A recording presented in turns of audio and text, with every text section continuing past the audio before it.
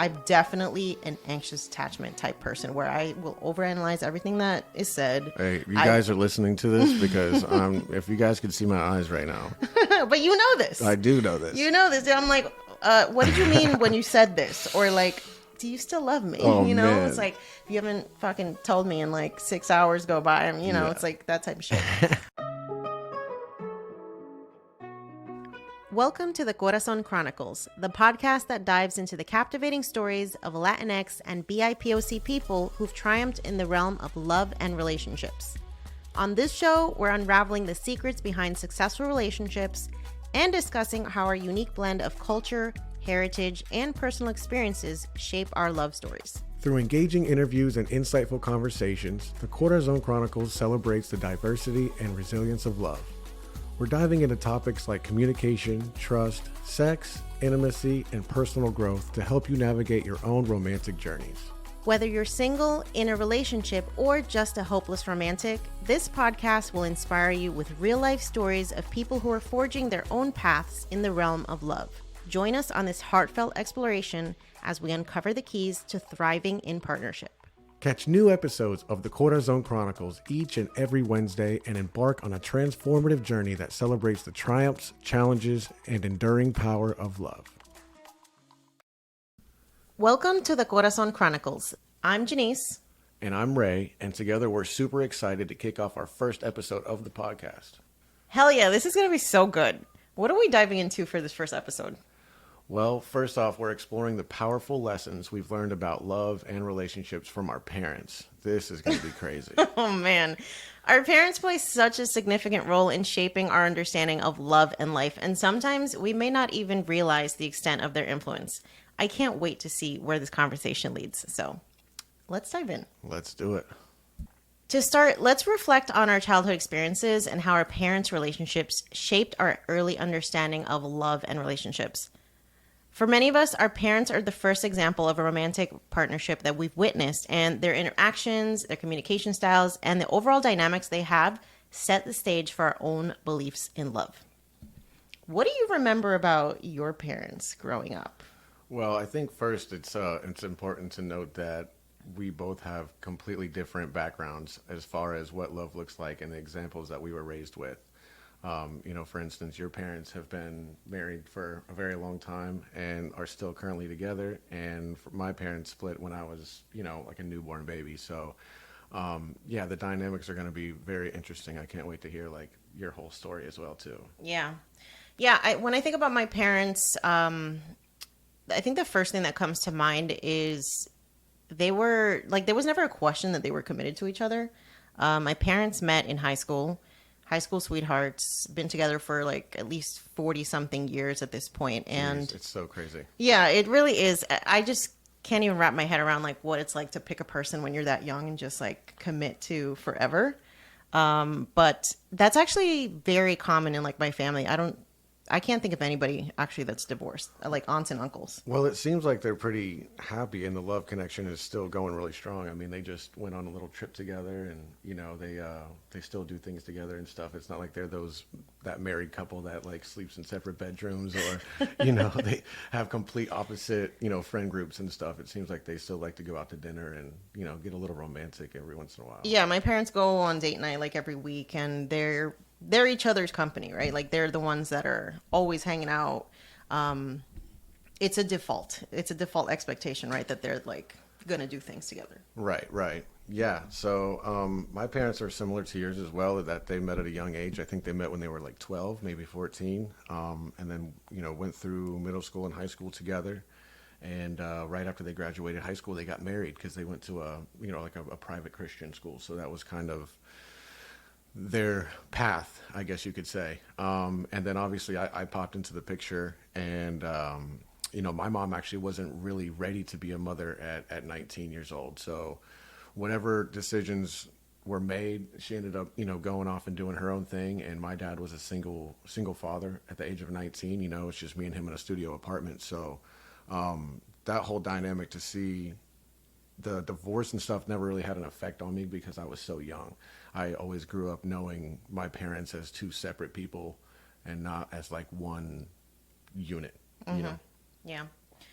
So, what are some of your earliest memories of your parents interacting, right? Because if they're not together, like, I guess in the context of you, it would be like when you guys are kind of switching out, Yeah, right? yeah, definitely definitely the handovers, right? You know, it's if it's my dad's weekend or my mom's weekend, whatever. And then other than that, it was mainly birthdays and like graduations. You know, other than that, my mom's always been very open and stuff like that, as far as willing to talk to my father and stuff. But he's always been turned off, like very cold to the whole situation. So, you know, I don't have the full scoop on what happened or why it's like that, but I've never really seen my parents have a face-to-face conversation. Oh, wow. Yeah, I don't even think. I mean, there's a few times when I was a kid that they might have exchanged words, but never at like my high school graduation or anything like that did I ever see them like, hell yeah, we did that. You know what I mean? Like I've never seen them, you know, be cordial like that. Yeah.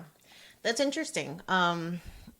Yeah, when I look at like home videos and stuff, because my dad was like the family archivist. So Damn, I mean, I wish my dad did that. oh my God, my whole Shit. childhood is like fucking documented on VHS tapes. It's like hilarious. But Oh God, I have to see these. yeah, no, you really do. I really need to see these.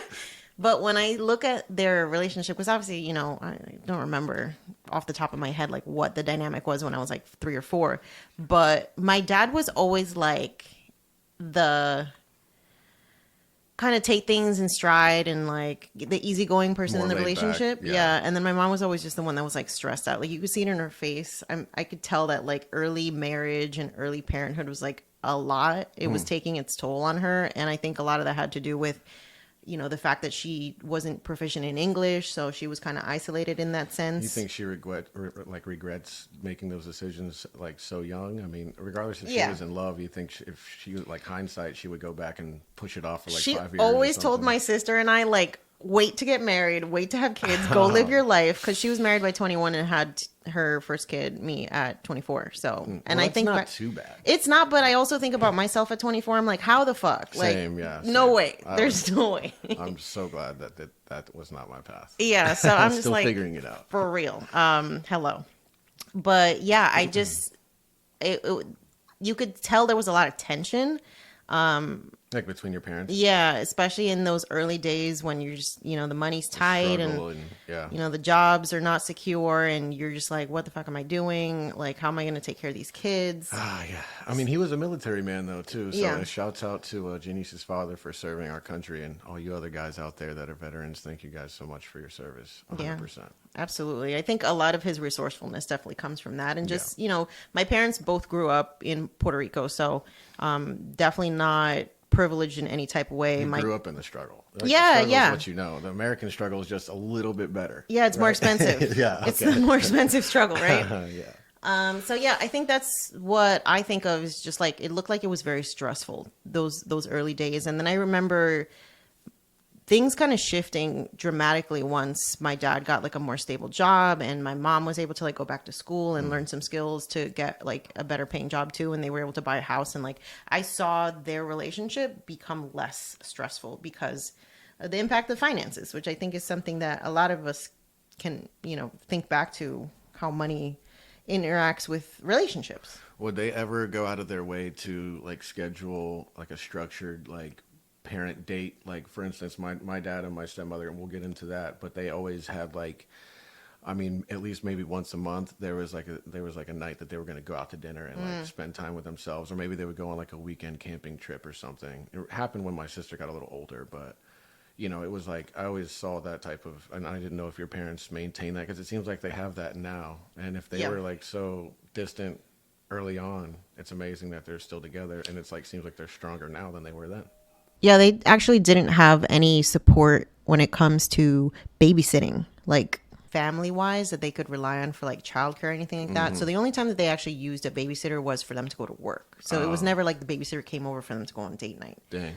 We were always like the type of families that like everybody's going out, right? Like if they're going out, we're going out, A or group thing. it was a group thing. And there was also like when I was a kid, it was a lot of family gatherings. Like that was kind of like the socialization for the adults too, right? Because then the kids would all go off to the basement Yeah, or you guys all whatever. fuck off, and then the And then parents everybody's get to do drinking their and shit, you know yeah. hanging out and stuff. So that was the extent of the social life early on. But as we got older, they started doing more stuff, especially like when we were able to stay at home by ourselves. Right.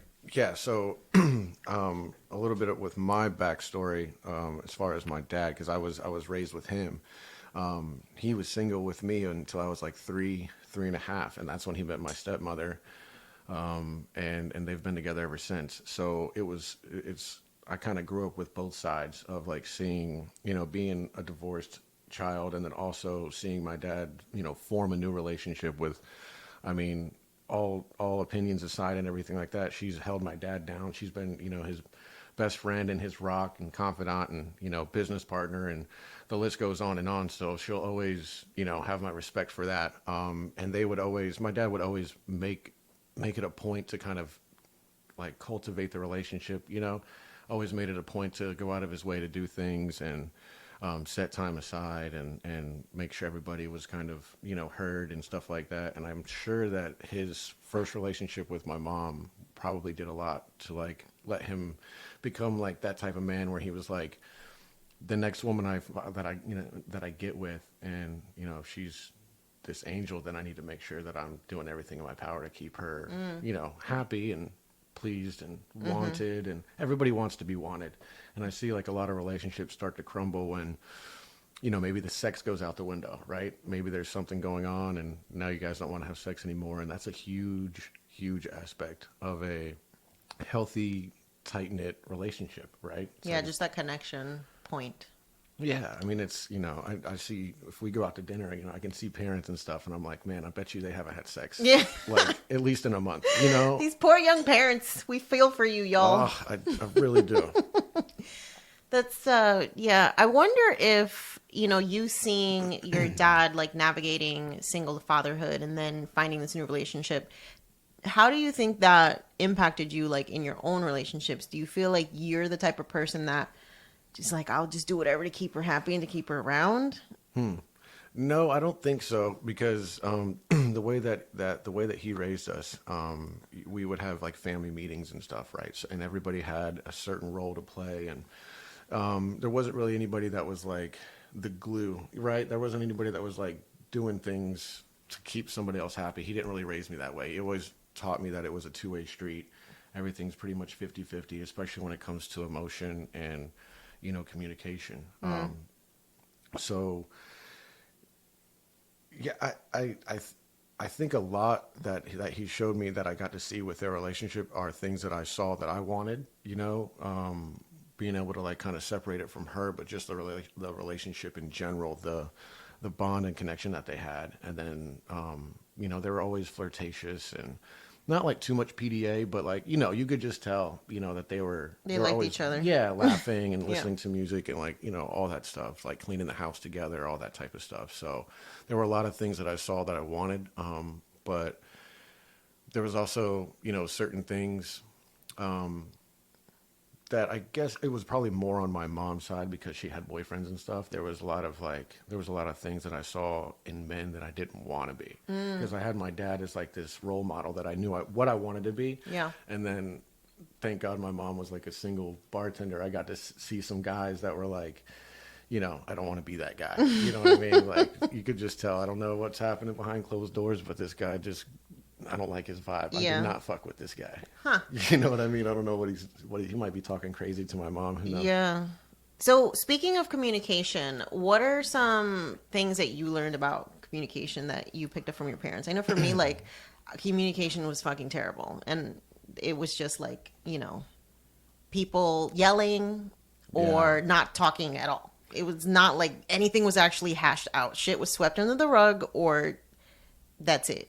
I think that I think people also have to understand that you're like a purebred Latina, Yeah. and you were raised by Latina that is Everybody who's very Latino is strict. listening to this is just like, yeah, we all do the same shit. She's like, it's like, I don't know what the Spanish version of a tiger mom would be, but that's probably what you experienced, because my mom went through it. I'm sure like 90% of the other Latinas listening right now have been through the tiger mom thing. The standard is just so high, it's insane. Yeah. There's never any satisfaction or anything. There's no pleasing mom. No, really. and like there, At there's all, not crying. Like, we don't talk about our feelings. Like, none of that shit is a thing.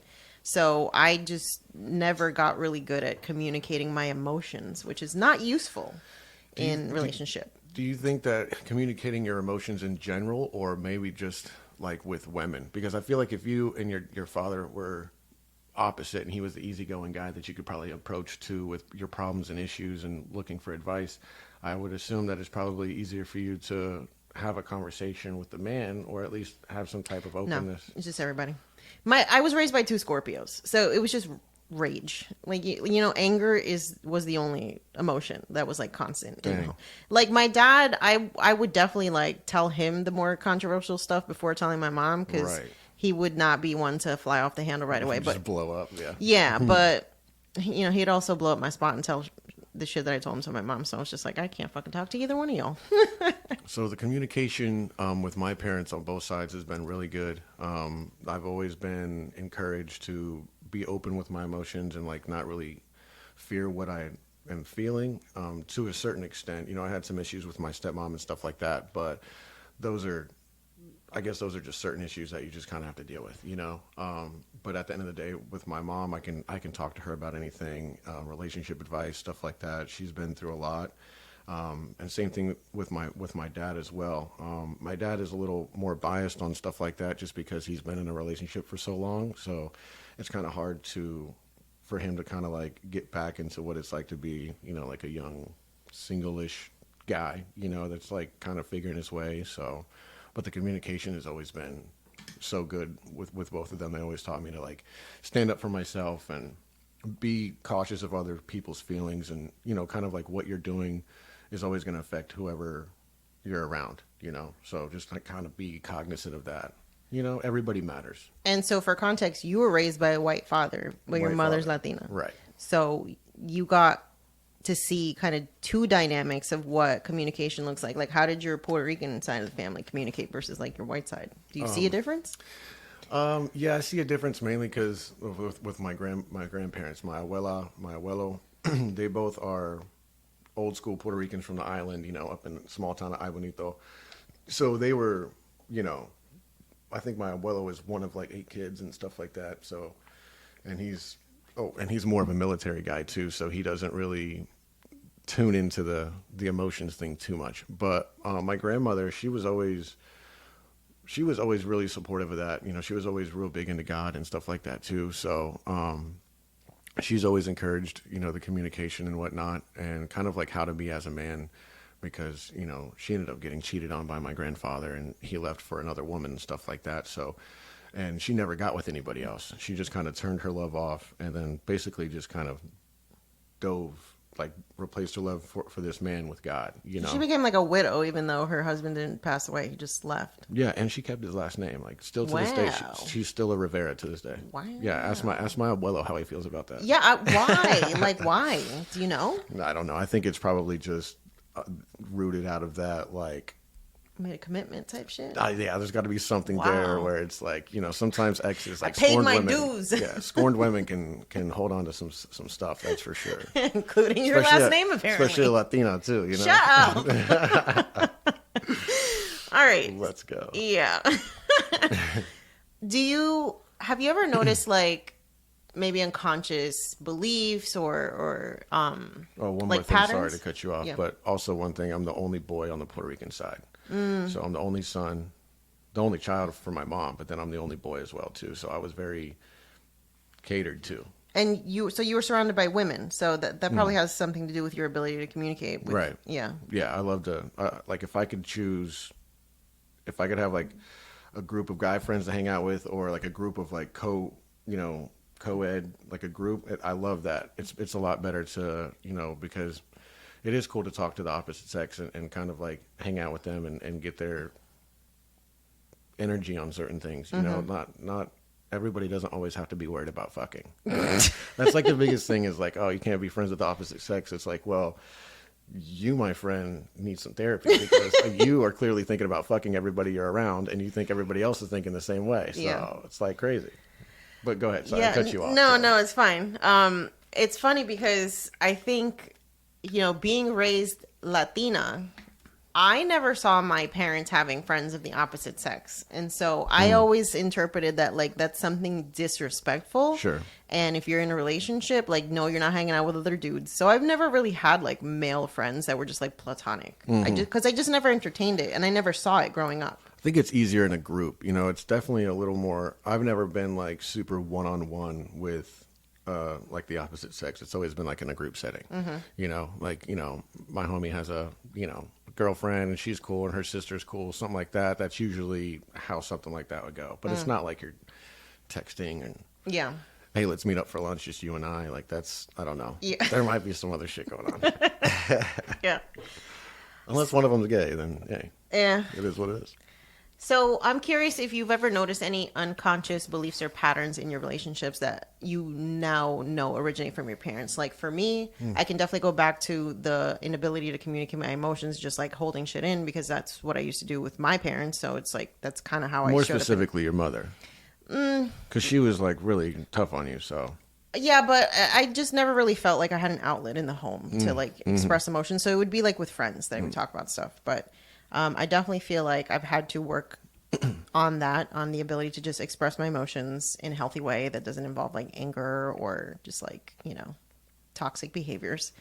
And I think also probably, let me think. Yeah, I think honestly, yeah, communication's been the biggest thing for me because I just don't feel like I had a great example of what that looks like in relationships. How about you?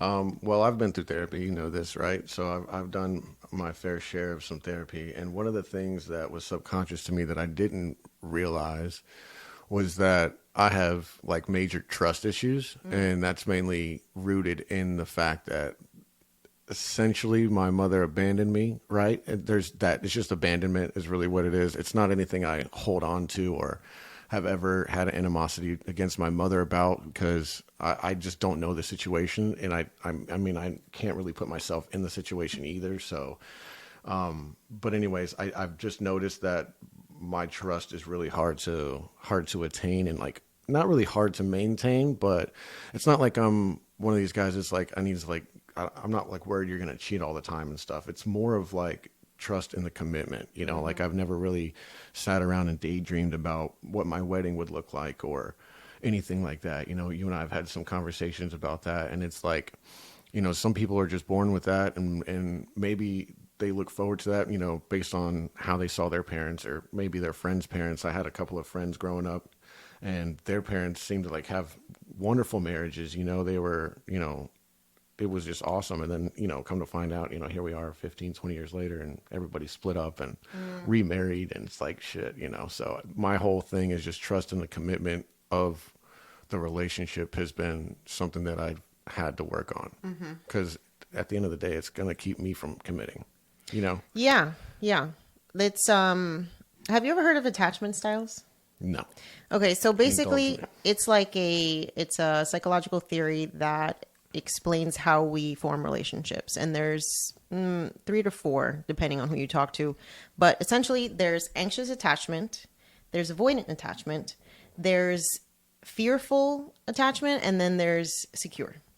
So we all want to be securely attached. We're just like, you know, you're capable of having a healthy relationship, you maintain your own identity, but you're also able to like, you know, form partnerships. You're not like, the world doesn't revolve around this person, but like you're committed. Right.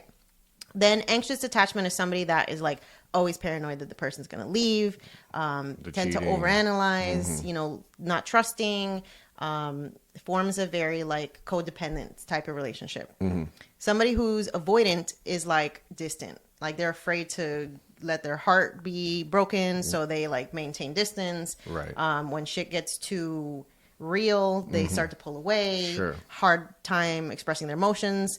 And then the fearful can kind of cycle between the avoidant and the anxious, kind of depending on who they're dealing with. Right. Gotcha.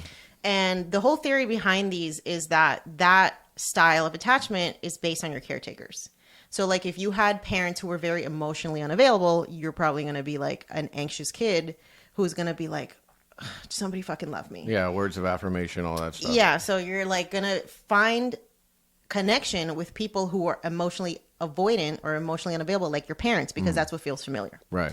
Versus like somebody who gets attached to people who are maybe abusive because their parents were abusive and it just feels, normal. So there's just different ways that we can attach and relate to people that are based on like how you were raised. And I know for a fact that like I'm definitely an anxious attachment type person where I will overanalyze everything that is said. Hey, you guys are listening to this because if you guys could see my eyes right now. But you know this. I do know this. You know this. And I'm like, what did you mean when you said this? Or like, do you still love me? Oh, man. It's like, if you haven't fucking told me in like 6 hours go by, it's like that type of shit. Yes. But, this is too good to be true. yeah, no, seriously. I've had all those thoughts. Oh my gosh. Would you say that you're more avoidant or are you more anxious or?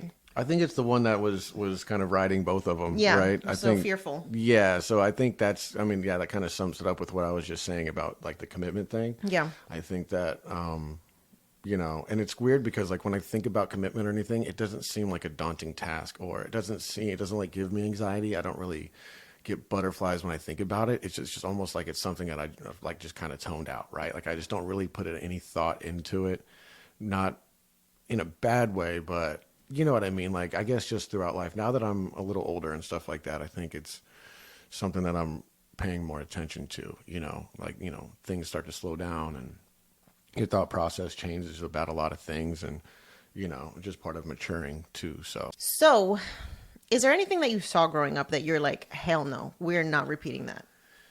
Yeah. I've always had a number one rule that I would never be with a woman that has kids. And that might be very triggering for some single women out there that are mothers, and it has nothing to do with anything like that. It's just for me being a stepchild and then being treated the way that I was as a stepchild. It's just not anything I wanted to be around. I didn't really want to relive those things vicariously through something like that, and plus there's all kinds of potential for drama, right? The baby daddy could be crazy, that's my wife, whatever, like I don't want you around my kids, or there could be false accusations, like it could be crazy. I've just always stayed away from women with kids is the best way to say it. I mean, I think that's fair. I felt the same way about guys with kids. I was just like, I don't want any of that drama. I don't want to be stepmom. I don't want to be somebody else's mom. Yeah, and it's crazy because, like, I love kids, and, like, if it wasn't... Makes one of us.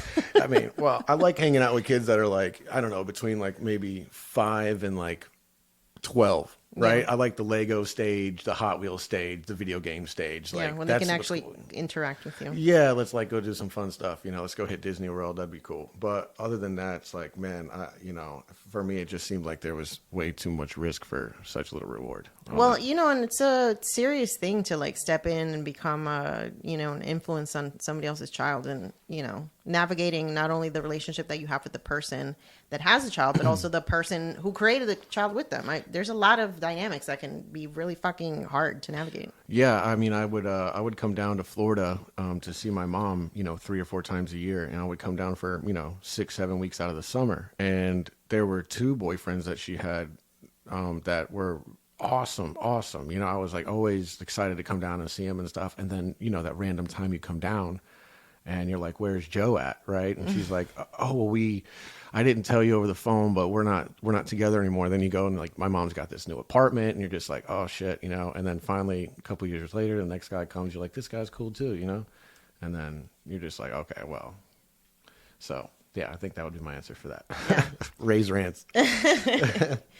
Yeah. I think, something I definitely actively have tried to avoid is the anger, because I just don't feel like that shit's productive at all, You mean like anger, like hostility, like trying to have an argument? Yeah, like yelling and just like confrontation. I'm very anti-confrontation, and I think it's just because I saw so much of it growing up. Like it makes me hell uncomfortable. Like even when people even raise their voice, I'm like, I gotta get the fuck out of here. Like if that fight or flight shit starts for me, my heart starts racing. I'm like having a physical reaction to like that vibe. I just can't do it.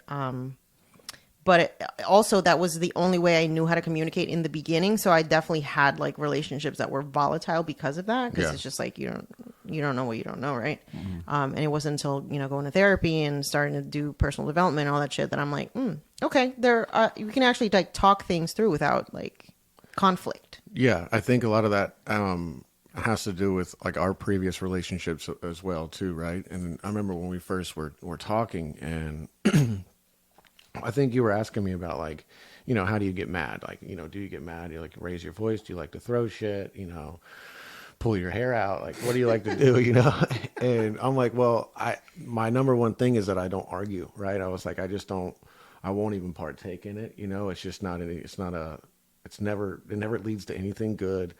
And, with my past relationship, that was like the most toxic aspect of it. And it, makes you into someone who you're not, and feeding into this dark energy matter, and having someone that pulls you into those depths is just crazy, and you end up becoming this thing that you're cringed out by yourself. You're like, oh my gosh, I can't believe like I'm saying these things, and like, feeling, and then you feel like the guilt and the remorse for how you acted, and it's on both sides too. And then you guys like kiss and make up, and then it's like, it's a cycle. Yeah, and then it's almost like it almost sets the bar for how far the next one's going to go, right? Yeah. Like, Oh, yeah. You're always like outdoing each other. Yeah, it's like, well, I already said fuck you. It's like, well, the next thing I'm going to say is like, you're a bitch, right? It's like, I'm going to get crazier after that. And it's like, once we run out of words, we start picking things up and being ridiculous like that. Mm-hmm.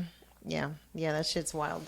My dad used to tell us about like the domestic abuse that my grandmother, his mother, was subjected to from my grandfather, and he was always just like, and that was a different time too. That was like, so fucking normal. What it was. Everybody got their ass beat. Crazy. Like all my grandmothers got their ass beat. Kids I heard too. all the stories. It was just like it came with the territory. Yep. And my dad was basically like, I had two choices. I was either going to replicate that shit or it was going to be completely opposite. And my father has never raised a hand at my mother. Damn. Never ever seen him like any type of aggression towards her in that way. And I just like, this idea that like you just have to continue to perpetuate the shit that you see, I don't think it's true. And I think a lot of people tend to use that as excuses to avoid like doing their work and healing their shit. Yeah. And then it's almost like them refusing to be self-aware. Yeah. Yeah, absolutely. And that's toxic for everybody involved. Very toxic. So I'm curious, how do you, or have you noticed any generational differences between how your grandparents, parents, like just the older generations in your family interact with relationships versus like your generation or even you personally? Yeah, I think the number one thing that stands out for me on that, just off the cuff, is just how much the older generations value and respect a relationship. That is like, rooted in tradition and loyalty, and they, cheating is a huge, big deal. You're going to get like publicly shamed. Back in the day, they were also doing that shit. I get Everybody. it. Right. They were having whole ass families on the side. I don't know. It's crazy. But like, I saw that, and then I got to see that with my dad. My dad's been super faithful and like kind of hangs his hat on all that. And so I got to see that from him as well. He's like, doesn't even look at any other women, I mean, yeah, we would like crack jokes or something. If we're at like a baseball game or something, like, oh, look at the side of tits on that one. But, it wasn't more like, oh, I wonder what life would be like with that girl. She's so pretty. Yeah. Like, so, and then now our generation, the newer generation, obviously a lot of us grew up in households like I grew up in. So where it's like, you either it's a one way, it's one of two ways. You either value a relationship and want to have like something that's set apart, that's like strong and a healthy bond with like someone you can actually call your best friend. And then the other one is that like people aren't shit. You're like, fuck it. People aren't shit. Women ain't shit. Men ain't shit. And I get that. But at the same time, when you're manifesting that type of energy, those are the people you're going to keep attracting around you. The people that are on a mission to build a life with someone and kind of cultivate like a family unit and build memories and stuff like that, and wealth and everything.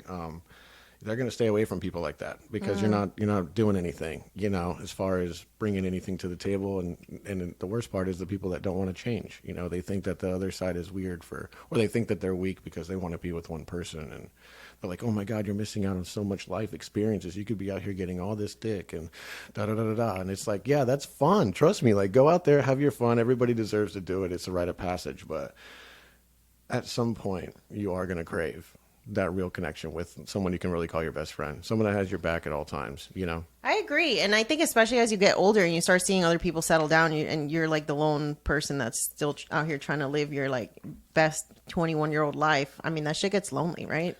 I would assume it does. I mean, I've had my moments and stuff too, but I've always been a relationship guy. So I've never been single for more than maybe 6 months in a stretch. Jesus Christ. Yeah. Well, you know what? I'm not even going to judge because that's honestly been my fucking story too. I think we got out around the same time, and then we met each other. We literally did. It was like within days of each other. Ooh, we broke up with wait till you guys get the whole story. It's fantastic. God, please. It's fantastic. You got to wait till episode 3 for that story. Shouts out to Google.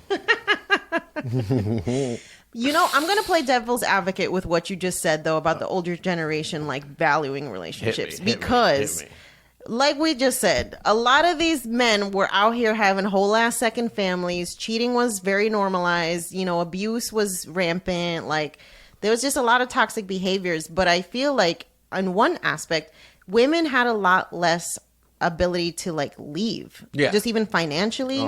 When we think about our abuelas, like they were completely financially dependent on the men. So it's just like, what are you gonna do?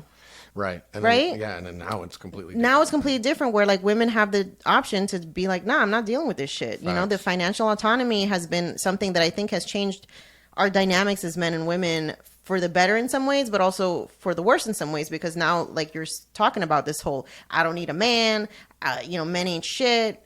That whole aspect comes from partially because women honestly don't need men. Right. So it's like if you're choosing to be in a partnership at this point, it can't just be for financial security, or usually doesn't have to be. It has to be for like more in-depth emotional reasons, right? And so I think that's part of kind of where the change that we're seeing stems from too. Yeah, we're gonna have to get into that topic in one of the episodes, but it's. Men are in a weird spot right now with how they can carry themselves and interpret their own feelings with certain things. There are some men that are alpha males and that are very masculine, but that can also be triggered by a woman having more money than him, or a nicer car or lucrative career, whatever the case is. Some of these men are kind of triggered by that, and well, it's because y'all have been told like your entire, the patriarchy tells y'all that your whole purpose is to provide. So when you don't need to provide, and it's like, I don't need your money, then it's like, what the fuck is my purpose? Yeah, those are the men that need to realize that there's more to offer than money and good sex.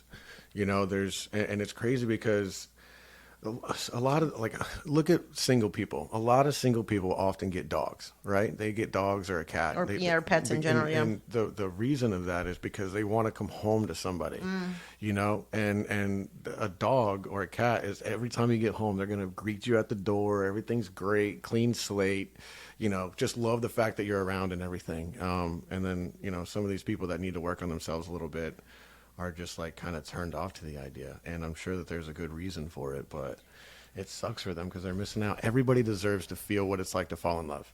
Everybody deserves to feel what it's like to have someone care about you, and just to like go about your day in the world knowing that you have someone who's like, excuse me, actually caring about you and thinking about you and just, keeping you in their prayers is such a special feeling. I think also like there's a bit of like trauma porn that's going on around now, like on social media in general, like just this glorification of fucking trauma where like everything is trauma, and like that is true. It's just like everybody's trying to diagnose everybody. Everybody's a narcissist now, and it's like, y'all, like go get a fucking psychology degree before you start. Yeah, and it's just like, for me, it's important to know like the aspects of a healthy versus like a non-healthy relationship, but at the same time, like some of the shit that we're calling trauma is not trauma.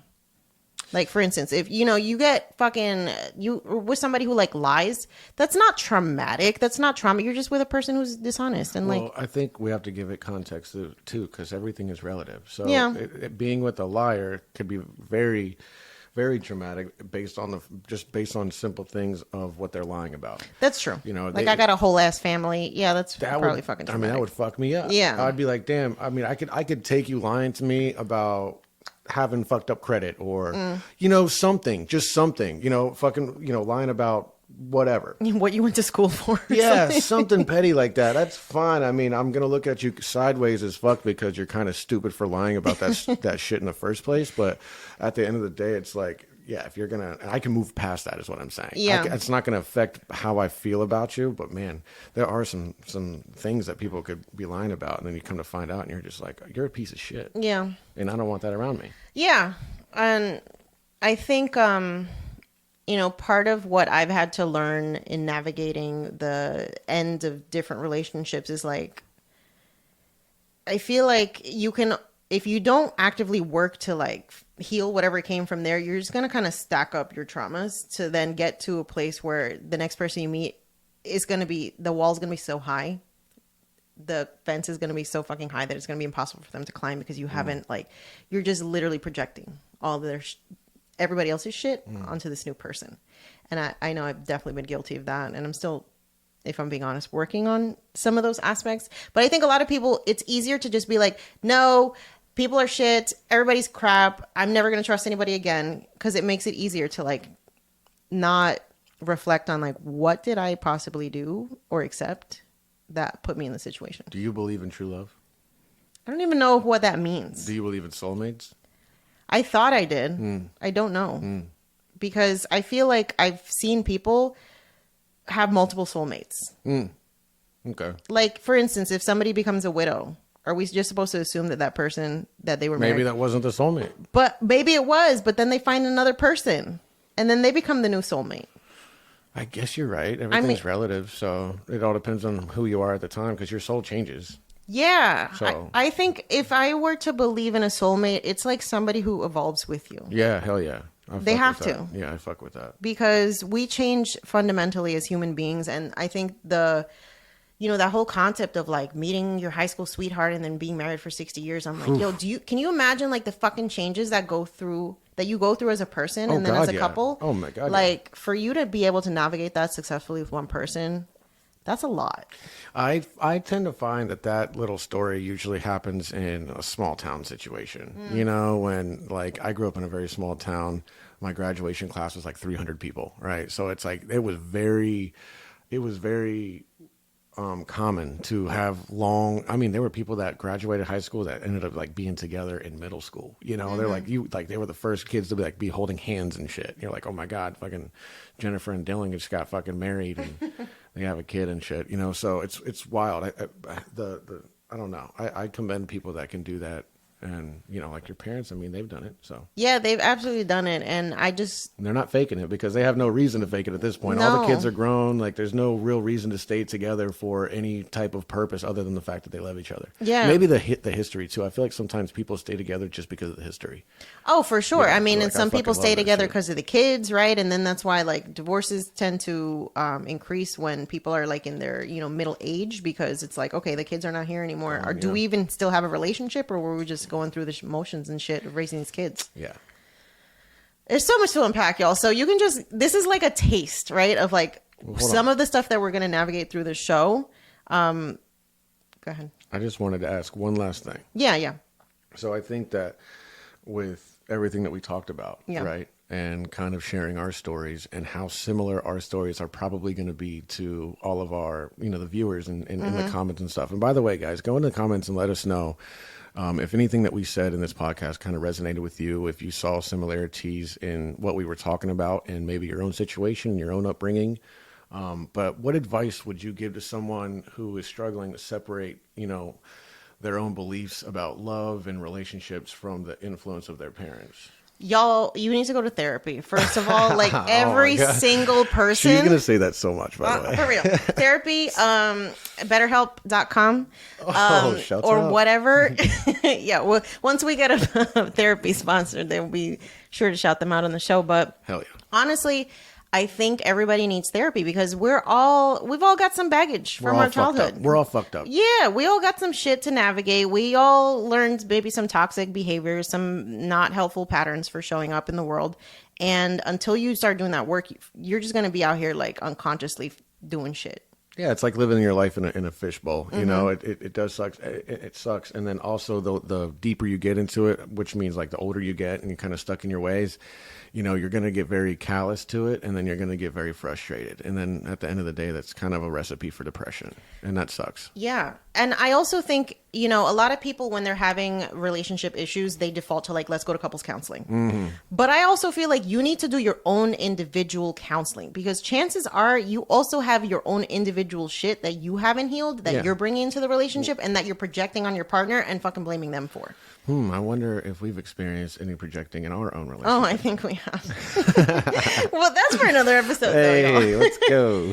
What do you think? Like, do you think, what do you think people should be doing in order to, not let maybe what they experience as kids impact how they show up in relationships? I think that my advice would be just to kind of sit back and look at their own situation, both at their childhood and whatever relationship they're in now. And it could be a relationship with a friend, right? Yeah. It could be any relationship. It doesn't have to be romantic. And so I just think that if they could just look at how they were brought up and see what kind of triggers, like the triggers we were talking about for our own childhood, they should do that exercise with themselves. And then also do an exercise of what they would like out of the future, out of whatever relationship they have in mind. And I think that would be a good healthy exercise. Everybody could do it in a couple minutes. You might start off with 3 minutes and you might sit there for an hour and a half. Who knows, but I think it's food for thought. And I think that'd be like some good homework for the folks out there that are searching for some self answers. Yeah, I really love the book Attached. So if you want to learn more about attachment theory and that whole attachment style and figure out which one you are, I definitely recommend picking up that book. What else, babe? Anything else you want to add before you can also listen, just like you're listening to this podcast while you're at work or you're in the car, you can always listen to the book on audio. And the audio book is super quick. I work 12-hour shifts and I can probably put down half a book in I mean, maybe more, so it all depends. Yeah.